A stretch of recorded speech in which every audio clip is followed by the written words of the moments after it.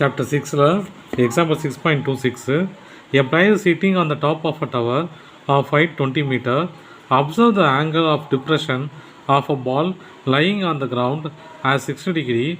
Find the distance between the foot of the tower and the ball. சரி, இப்போ என்ன கேட்குறாங்க கேள்வினா, ஒரு டவர் இருக்குது, அந்த டவரோட ஹைட் என்னது 20 மீட்ரு. அப்புறம் இவன் டவர் மேலே உட்காந்துருக்குறான். சரியா, அந்த பையன் வந்து உட்காந்துருக்குறான். அந்த பையன் மேலே அப்போ இது அவனுக்கு கண்ணுக்கு ஸ்ட்ரைட்டாக இருக்குது என்னது இது இல்லையா, அதனால் நான் ஸ்ட்ரைட்டாக போட்டுக்கிறான் லைனாக. இப்போ மேலே இருந்து அவனுக்கு கண்ணு ஸ்ட்ரைட் இது, அதெல்லாம் ஸ்ட்ரைட் லைனாக வரைஞ்சிக்கிறேன். அங்கேருந்து அவன் வளைஞ்சி பார்க்கறதுனால அது எவ்வளோ டிகிரி இருக்குது, 60 டிகிரி இருக்குது. வளைஞ்சி எதை பார்க்குறான், பால் பார்க்குறான். பால் வந்து மேலேருந்து பார்க்குறதுக்கு 60 டிகிரி. ஓகே, இப்போ இங்கே பாருங்கள், இப்போ 2 லைனு ஹரிசாண்டலாக போட்டுட்டு நடுவில் ஒரு கோடு போடுறான் அப்படின்னா இந்த ஆங்கிளும் இந்த ஆங்கிளும் ஈக்குவலாக இருக்கும். சரியா, இது 60னா இதுவும் 60. அப்போ இது எவ்வளோ அப்படின்னா இது எவ்வளோவா இருக்கும், இது 61. லைனோட ஒரு ஸ்ட்ரெயிட் லைனோட டிகிரி எவ்வளோ இருக்கும், 180 இல்லையா. அப்போ இது 120னா இதுவும் 120 இருக்கும். ஓகேவா, opposite of alternative angles are equal. ஒரு 2 லைனை வரைஞ்சிட்டு நடுவில் ஒரு கோடு போடுறோன்னா ஆப்போசிட் ஆங்கிள் ஈக்குவலாக இருக்கும். இங்கேயும் அதே மெஷர் பண்ணிங்க, இது ஒரு கோடு இது ஒரு கோடாக கன்சிடர் பண்ணிங்க, முடிஞ்சு போச்சு. சரியா, இப்போ இது பாருங்கள், பார்க்குறதுக்கு எப்படி இருக்குது, 2 ஹரிசாண்டல் லைனு நடுவில் ஒரு கோடு. அப்போ இந்த ஆங்கிளும் இந்த ஆங்கிளும் ஈக்குவலாக இருக்கும், இந்த ஆங்கிளும் இந்த ஆங்கிளும் ஈக்குவலாக இருக்கும். சரி, இப்போ நம்மளுக்கு ஆங்கிள் ஆஃப் டிப்ரெஷன்லாம் தெரியும் நினைக்கிறேன் இல்லையா. மேலேருந்து பார்க்கும்போது ஒரு ஆங்கிள் இருக்குதுன்னா அதுக்கு அவனுக்கு கீழே இருக்கிற ஆப்போசிட் ஆங்கிள் எப்படி இருக்கும், அதுவும் சேமாக தான் இருக்கும்.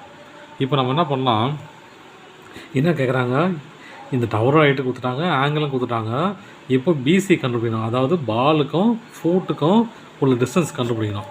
நமக்கு தெரிஞ்ச விஷயந்தான். என்ன ஃபார்முலா சொல்லுங்கள் பாருங்கள்.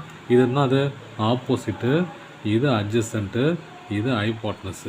இப்போ ஆப்போசிட்டும் அட்ஜசன்ட்டும் வேணும் இல்லையா, ஆப்போசிட் கொடுத்துருக்காங்க, அட்ஜசன்ட்டு கண்டுபிடிக்கணும். அப்போ எந்த ஃபார்முலாவில் இருக்குது, tan θ equal to opposite by adjacent. சரியா, டீட்டா என்ன கொடுத்துருக்காங்க, tan 60 degree equal to opposite adjacent என்னது AB by BC. tan 60 degree equal to AB என்னது 20 metre, 20 metre divided by adjacent என்னது தெரியாது, அதான் கண்டுபிடிக்கணும், பிசி. இப்போ tan 60 டிகிரி என்னது ஃபார்ம் டேபிள் பார்த்தோன்னா 3 வரும், √3 ஈக்குவல் டு 20 பிசி. எனக்கு பிசி தான் வேணும், அதனால் பிசியை மேலே கொண்டு போயிடுறேன், இதை கீழே கொண்டு வந்துடுறேன். அப்போ பிசி ஈக்குவல் டு 20 பை √3. √3 கீழே வச்சுக்கூடாது இல்லையா. அப்போ நான் மேலே கொண்டு வரணும்னா என்ன பண்ணோம், காஞ்சிகேட் எடுக்கணும். அப்போ BC equal to 20 by √3 into √3 by √3 equal to BC equal to 20 √3.